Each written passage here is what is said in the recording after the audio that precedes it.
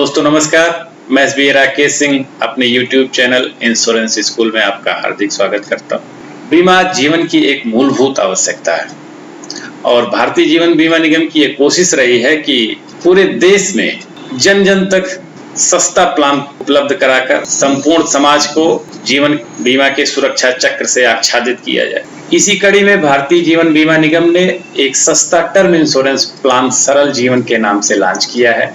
तो चलिए समझते हैं LIC का सबसे सस्ता प्लान सरल जीवन योजना। तो सबसे पहले टर्म्स कंडीशन को समझने का प्रयास करते हैं।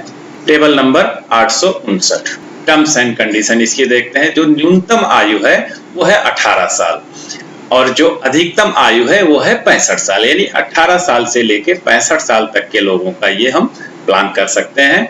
और जो न्यूनतम टर्म होगा वो है 5 साल का, यानी अगर कोई व्यक्ति 5 साल का छोटा सा भी टर्म चाहता है तो हम उसको ये प्लान दे सकते हैं। और जो अधिकतम अवधि होगी वो है 40 वर्ष, यानी लंबा समय अगर वो चाहता है तो 40 साल का लंबा समय भी हम उसको दे सकते हैं। और अधिकतम जो पूर्णावधि आयु है, मतलब जब पॉलिसी पूरी हो जाए तो उस समय उसकी जो अधिकतम एज होनी चाहिए वो 70 वर्ष से ज्यादा नहीं होनी चाहिए।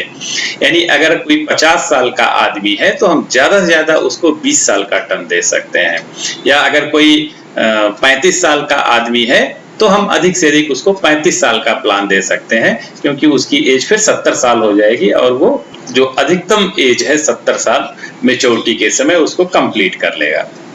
न्यूनतम जो बीमा धन है वो है 5 लाख और इसके ऊपर 50,000 के मल्टीपल्स में ये बढ़ेगा। और अधिकतम बीमा धन जो है वो 25 लाख तक का ले सकता है कोई भी व्यक्ति। जो मोड है इसमें चुनने का जो सुविधा है, प्रीमियम जमा करने का जो तरीका है, ईयरली है, हाफ ईयरली है, और नज के माध्यम से अगर करता है तो वो मासिक भी कर सकता है, सिंगल प्रीमियम का विकल्प भी है इसमें। अगर कोई व्यक्ति ईयरली, हाफ ईयरली या मंथली जो कि नज के माध्यम से होगा, अगर ये विकल्प चुनता है तो वो 3 विकल्प चुन सकता है जिस तरह से वो प्रीमियम जमा करेगा। पहले तो पूरे पॉलिसी अवधि तक प्रीमियम भुगतान करने का, यानी रेगुलर प्रीमियम का वो विकल्प चुन सकता है। और दूसरा है कि 5 साल तक प्रीमियम भुगतान करे, यानी शॉर्ट टर्म तक प्रीमियम भुगतान करे। उसकी पॉलिसी जो है वो पूरे समय तक चलेगी। मान लीजिए वो 40 साल का भी प्लान लेता है और प्रीमियम पेइंग टर्म वो केवल 5 साल का रखना चाहे तो उसकी मर्जी है, रख सकता है, और चाहे तो 10 साल का प्रीमियम पेइंग टर्म रख ले। लेकिन एक चीज है, कमेंसमेंट ऑफ रिस्क कवर जो है वो 45 डेज के बाद ही होगा, यानी 45 दिन का इस पॉलिसी में वेटिंग पीरियड है। तो अगर रिस्क कवर की जो स्टार्टिंग होगी वो पॉलिसी लेने के 45 दिन बाद ही होगा। लेकिन रिवाइवल के केस में वेटिंग पीरियड नहीं लागू होता। अगर मान लीजिए 45 दिन बीत गया है पॉलिसी लिए हुए और पॉलिसी वो अगले उसमें लैप्स होती है, नहीं जमा होता है पॉलिसी में प्रीमियम, तो उसमें जो वेटिंग पीरियड है, जब रिवाइव करके पॉलिसी फिर से इन्फोर्स होगी तो उसका इमीडिएट जो है रिस्क कवर स्टार्ट हो जाएगा। फिर वो 45 दिन का वेटिंग पीरियड से कोई लेना देना नहीं रहेगा। इसमें जो इसके बेनिफिट्स होते हैं उस पर चर्चा कर लेते हैं। बीमा धन किसी भी तरह से मृत्यु पर देय, यानी वेटिंग पीरियड जब समाप्त हो जाएगा, किसी भी तरह की अगर पॉलिसी धारक की डेथ होती है, वो चाहे एक्सीडेंटल हो चाहे नेचुरल डेथ, अगर वेटिंग पीरियड समाप्त हो गया है तो उस समय जो है उसको बीमा धन का भुगतान किया जाएगा। सिंपल सा है कि अगर पॉलिसी धारक की डेथ होती है किसी भी तरह से वेटिंग पीरियड के बाद, तो जो है उसको जो है जो सम एश्योर्ड होगा वो पूरा भुगतान किया जाएगा। अगर वेटिंग पीरियड के दौरान उसकी डेथ होती है तो सामान्य मृत्यु पर जो देय हित लाभ है संपूर्ण प्रीमियम टैक्स काट कर वापस होगा। यानी इसमें जो है अगर नेचुरल डेथ होती है लेकिन वेटिंग पीरियड के अंदर होती है, 45 दिन के अंदर अगर उस व्यक्ति की डेथ हो जाती है तो उसमें प्रीमियम की वापसी है। अगर उसकी डेथ जो है नॉर्मल केस में होती है, नॉर्मल एक्सीडेंट को छोड़ के अगर होती है तो उसमें जो है केवल उसका जो है प्रीमियम वापस होगा, वो भी टैक्स काट के। हाँ, अगर ये है कि दुर्घटना से डेथ होती है, भले ही वो वेटिंग पीरियड के अंदर होती है, तो उसमें जो है पूरा बीमा धन दिया जाएगा अगर उस व्यक्ति की एक्सीडेंटल डेथ होती है तो। सुसाइड क्लॉज के लिए भी एक नियम यह है कि पॉलिसी लेने के 1 वर्ष के अंदर अगर रेगुलर प्रीमियम है, अगर वो रेगुलर प्रीमियम भर रहा है और सुसाइड करता है वो 1 वर्ष के अंदर, तो कुल जमा प्रीमियम का 80%, यानी अगर 1 वर्ष के अंदर ही वो अपनी वो पॉलिसी सुसाइड कर लेता है व्यक्ति, तो जो भी प्रीमियम उसने जमा किया है उसका 80%, और अगर मान लीजिए वो सिंगल पॉलिसी लिया था, सिंगल प्रीमियम के साथ उसने पेमेंट किया था, तो टोटल प्रीमियम का 90% जो है अगर वो 1 साल के अंदर सुसाइड करता है तो। हाँ, अगर 1 साल के बाद सुसाइड करता है तो फिर उसको संपूर्ण बीमा धन की वापसी होगी। इस पॉलिसी में भुगतान किए गए प्रीमियम पर आयकर की धारा 80C के अंतर्गत 1.5 लाख तक की छूट मिलती है। तो अगर इस प्रीमियम में जो इस पॉलिसी में जितना भी प्रीमियम होगा वो सेक्शन 80C के अंतर्गत 1.5 लाख की जो मैक्सिमम लिमिट है उसके अंतर्गत उसको छूट मिलेगी। क्योंकि इस पॉलिसी में कोई मैच्योरिटी नहीं होता, इस नाते कोई लोन नहीं मिलेगा, कोई मैच्योरिटी नहीं होगी, कोई सरेंडर वैल्यू भी नहीं होगा।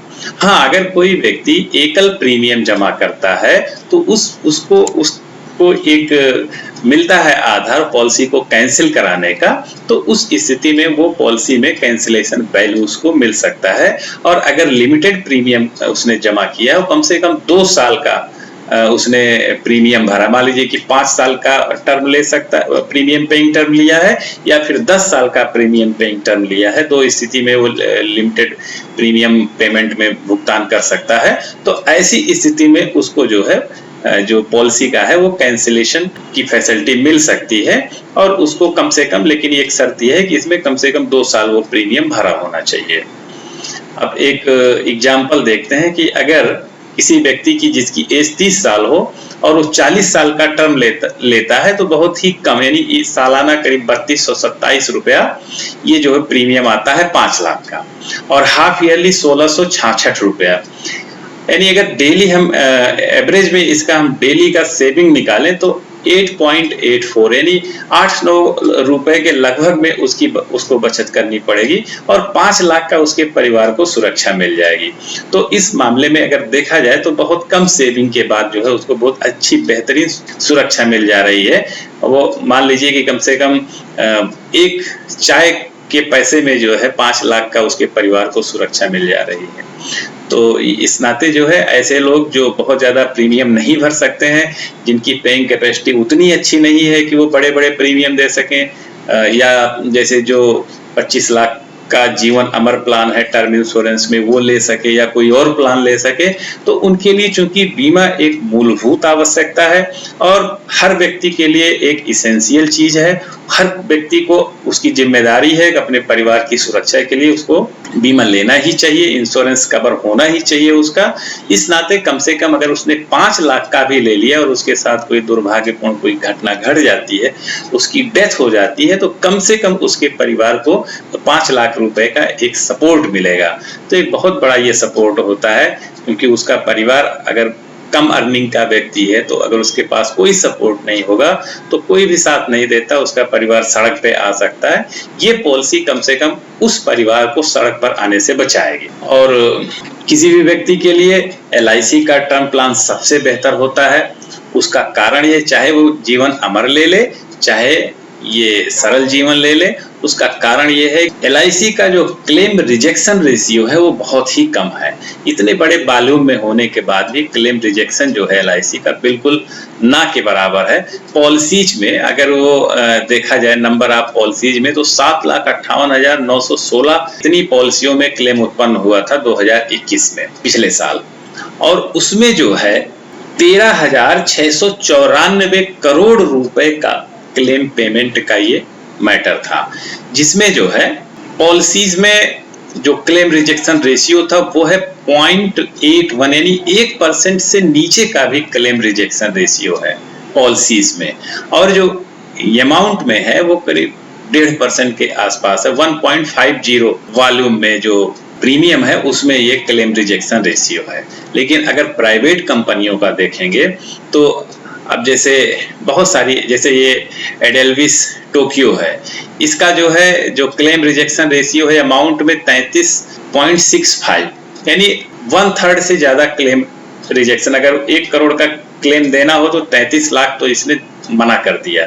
तो आप ये समझिए कि अगर हम क्लेम इस तरह की पॉलिसी लेते क्यों? टर्म इंश्योरेंस हम लोग इसलिए लेते हैं क्योंकि हम चाहते हैं कि हमारा परिवार अगर हमारे साथ कोई कैजुअलिटी हो जाए तो उसको सफर ना करना पड़े। हाँ, अगर ये है कि हम पॉलिसी लेते हैं, उसके बाद हमारे साथ कोई कैजुअलिटी हो जाए और हमारे परिवार को जाके मुकदमेबाजी करनी पड़े, तो फिर हमारे पॉलिसी लेने का पर्पज वहीं पे डिफीट हो जाता है। क्लेम स्मूथली हमारे परिवार को मिल जाए, क्लेम का फॉर्म सबमिट करें और हमारे परिवार को क्लेम आसानी से मिल जाए, ये हमारी अपेक्षा है और जहां पे ये मिल जाए वही बेहतर जगह है। तो ये सबसे बढ़िया, आप ये चार्ट में अगर कंपेयर करके देखें तो आप देख सकते हैं कि LIC का जो क्लेम रिजेक्शन रेशियो है बहुत ही कम है। 0.81% जो है ये पॉलिसीज में है और 1.50 ये है वॉल्यूम में। और बड़ी और भी जो प्राइवेट कम, जैसे आदित्य बिरला सन लाइफ का है, इसमें 6.56 ये रिजेक्शन है प्रीमियम में, यानी इतना परसेंट जो है इसने प्रीमियम को रिजेक्ट कर दिया। और जो पॉलिसीज में है वो 2.09%, जबकि क्लेम कितना उत्पन्न हुआ था? 5,162 टोटल पॉलिसीज में क्लेम था और 371 करोड़ का टोटल क्लेम था। 371 करोड़ में 6.5% से ज्यादा जो है इसने क्लेम रिजेक्ट कर दिया। और इसी तरह से किसी का भी देखा जाए, योगान करके जो कंपनी है, इसका जो है 6.37% जो है प्रीमियम में रिजेक्शन है और 2% के लगभग जो है पॉलिसीज में रिजेक्शन है। PNB मेटलाइफ प्रीमियम में जो है 12.78% का रिजेक्शन है प्रीमियम में और 2.82 का रिजेक्शन है ये पॉलिसीज पे। SBI लाइफ का भी अच्छा खासा क्लेम रिजेक्शन रेशियो है, 5.14% ये पॉलिसीज में है और 8.79% ये जो है प्रीमियम में। यानी प्रीमियम जो प्राइवेट कंपनियां होती हैं, ज्यादातर ये जो वॉल्यूम में जो दिखाई दे रहा है क्लेम रिजेक्शन रेशियो ज्यादा मात्रा में, उसका कारण ये होता है कि कई बार जो बड़े बड़े प्रीमियम, छोटे छोटे प्रीमियम की पॉलिसीज को तो कंसीडर कर लिया, लेकिन उससे जो है क्लेम रिजेक्शन रेशियो जो पॉलिसीज का होता है वो कम दिखाई देगा, लेकिन जो बड़े वॉल्यूम की पॉलिसीज होती हैं उसको रिजेक्ट कर दिया। इस हिसाब से जो है क्लेम रिजेक्ट करते हैं तो पॉलिसी होल्डर को सफर करना पड़ता है। सफर ना करना पड़े, क्योंकि इसी नाते कोई व्यक्ति पॉलिसी लेता है, उसके परिवार को अगर सफर करना पड़ गया तो उसका पर्पज डिफीट हो जाएगा। तो इस नाते जो है ऐसी जगह पे पॉलिसी लेना चाहिए जहां पे क्लेम आसानी से मिल जाए और बिना किसी परेशानी के मिल जाए, बिना किसी ज्यादा फॉर्मेलिटी के मिल जाए। जो भी फॉर्मेलिटी एक बार में करना है उसको कंप्लीट करने के बाद आसानी से क्लेम मिल जाए तो फिर वो बेहतर प्लान हो सकता है, क्योंकि परिवार अल्टीमेटली सफर ना करे, यही पर्पज होता है टर्म इंश्योरेंस का। और अगर मान लीजिए कि परिवार को क्लेम लेने के लिए कोर्ट के चक्कर लगाने पड़े तो फिर उस तरह की पॉलिसी का कोई मतलब नहीं होता है और अल्टीमेटली जो हमने सोच के प्लान लिया है वो डिफीट हो जाएगा उसका पर्पज। तो सरल जीवन पॉलिसीज की ये कुछ टर्म्स कंडीशन थी, किस तरह से ये पॉलिसी हो सकती हैं। और एक एजेंट होने के नाते, एक अभिकर्ता होने के नाते हमको इसके अंडर राइटिंग के जो विषय है उसको भी थोड़ा सा समझना चाहिए कि अगर मान लीजिए हम ये प्लान समझा रहे हैं किसी को, तो हमको मालूम होना चाहिए कि ये प्लान इस आदमी को दिया जा सकता है कि नहीं दिया जा सकता। तो जो अंडर राइटिंग के हल्के फुल्के रूल हैं उसको थोड़ा सा समझने की जरूरत है। जैसे ग्रेस पीरियड 30 दिन का होता है, इस पॉलिसी में 30 डेज का ग्रेस पीरियड है। 31 दिन से 60 दिन तक लेट प्रीमियम एवं DGH के साथ पॉलिसी रिवाइव होगी। यानी अगर जो है पॉलिसी 30 दिन के बाद नहीं जमा हुआ प्रीमियम, 30 दिन तक का ग्रेस पीरियड है, तो पॉलिसी ये लैप्स हो जाएगी। 31 दिन से 60 दिन के अंदर लेट प्रीमियम के साथ DGH भर के, डिक्लेरेशन ऑफ गुड हेल्थ का एक फॉर्म होता है 680, वो भर के पॉलिसी को चालू किया जा सकता है। लेकिन अगर 61 दिन हो जाएगा तो फिर जो अंडर राइटिंग के नॉर्मल रूल्स होते हैं उनके तहत पॉलिसी चालू होगी। हो सकता है कुछ इसमें स्पेशल मेडिकल की रिक्वायरमेंट आ जाए, वो कराना पड़ जाएगा। इस नाते जो है इसमें अलर्ट रहना पड़ेगा कि जो ग्रेस पीरियड है अधिक से अधिक उसमें प्रीमियम जमा हो जाए। अगर इस पॉलिसी में लेट होगा तो फिर वो दिक्कत बढ़ सकती है, वो पॉलिसी लैप्स हो सकती है, उसमें फॉर्मेलिटीज के साथ फिर ज्यादा परेशानी उठानी पड़ेगी उस पॉलिसी को चालू कराने में। यह प्लान वयस्क पुरुष एवं वयस्क महिलाओं को जिनकी अर्जित आय है उनको दिया जा सकता है, यानी हाउसवाइफ्स के लिए ये प्लान नहीं हो सकता है। जिनकी अर्निंग होगी उनको ये प्लान दिया जा सकता है, अर्निंग मेंबर्स को ही ये प्लान दे सकते हैं हम। वयस्क छात्रों को यह प्लान नहीं दिया जा सकता, यानी जो बच्चे पढ़ते हैं उनके नाम पे उनके गार्जियन चाहे प्लान लेने का तो वो नहीं ले सकते हैं, लेकिन एक केस में दिया जा सकता है यदि बच्चा पढ़ने के लिए लोन लेना चाहता है और पॉलिसी को कोलेटरल सिक्योरिटी के रूप में जमा करना है, तो ऐसी स्थिति में जो पढ़ने वाले बच्चे हैं, ऐसे जो वयस्क छात्र हैं, उनके नाम से ये पॉलिसी ली जा सकती है। विकलांग पुरुषों को ये पॉलिसी दी जा सकती है, उसकी कुछ अंडर राइटिंग कुछ रूल्स हैं, उनके साथ में दिया जा सकता है और कुछ एक्स्ट्रा प्रीमियम भी उसमें लग सकता है। प्रवासी भारतीयों को भी ये प्लान दिया जा सकता है, जो एनआरआईज हैं उनको ये प्लान मिल सकता है। थर्ड जेंडर को यह प्लान नहीं दिया जाएगा। अगर ये पॉलिसी आप देने जा रहे हैं तो ध्यान रखिए, थर्ड जेंडर को ये प्लान नहीं दिया जा सकता है। सामान्य गृहिणी और प्रेग्नेंट महिला को भी ये प्लान नहीं दिया जा सकता। ऐसे का मतलब है एक्चुअल सम एश्योर्ड, वास्तविक बीमा धन के बराबर लिया जाएगा। यानी जैसे मान लीजिए किसी पॉलिसी में बीमा धन का 1.25 गुना रिस्क कवर जोड़ा जाता है, तो इस प्लान में जो रिस्क कवर होगा वो उसके मूल बीमा धन के बराबर ही जोड़ा जाएगा। अगर 5 लाख की पॉलिसी है तो 5 लाख का रिस्क कवर जोड़ा जाएगा मेडिकल के पर्पज से भी। यह प्लान किसी भी नॉन मेडिकल स्कीम के तहत नहीं दिया जा सकता, मेडिकल अनिवार्य है इसमें, और मेडिकल जो होगा वो वीडियो मेडिकल जांच इस पॉलिसी में होगी। नॉन मेडिकल जनरल या मेडिकल नॉन मेडिकल स्पेशल की जो पॉलिसीज होती थी जिसमें मेडिकल नहीं होता था, ऐसा कोई भी प्लान इसमें नहीं चलेगा। ये जो है इसमें कंपलसरी, अगर हम न्यूनतम भी बीमा धन देते हैं 5 लाख का, तो भी इसमें जो है मेडिकल अनिवार्य है, वो कराना ही पड़ेगा। एसयूसी का मतलब है सम अंडर कंसिडरेशन की गणना में गत 2 वर्षों में TRS यानी टोटल रेटेड सम एश्योर्ड को जोड़ा जाएगा। टोटल रेटेड सम एश्योर्ड का मतलब 2 साल के अंदर में जितनी भी पॉलिसी इसने किया है, उस व्यक्ति के ऊपर पॉलिसी की गई है जिसका हम प्लान करने जा रहे हैं, उसका जो रेटेड सम एश्योर्ड होगा, यानी अगर उसने किसी पॉलिसी में 5 लाख की पॉलिसी लिया है तो, और वो रेटेड सम एश्योर्ड का मतलब है कि एक्चुअल में उसमें रिस्क कवर कितना है, मान लीजिए 1.25 गुना है तो उसका 1.25 गुना उसमें जोड़ा जाएगा। 2 साल के अंदर सारी पॉलिसीज का रेटेड सम एश्योर्ड जो है वो जोड़ेंगे और उसके हिसाब से मेडिकल का डिसीजन होगा कि क्या मेडिकल इसमें आना है। स्टैंडर्ड इनकम प्रूफ अनिवार्य है व्यवसायियों के लिए, कंप्यूटेशन ऑफ इनकम, और नौकरी पेशा वालों के लिए 3 माह की सैलरी सीट या फॉर्म 16 लगेगा। तो ये ध्यान रखना है कि व्यापारी जो हैं, जो व्यवसायी हैं, उनके लिए कंप्यूटेशन ऑफ इनकम, और जो सर्विस क्लास हैं उनके लिए 3 माह की सैलरी स्लिप या जो है फॉर्म 16।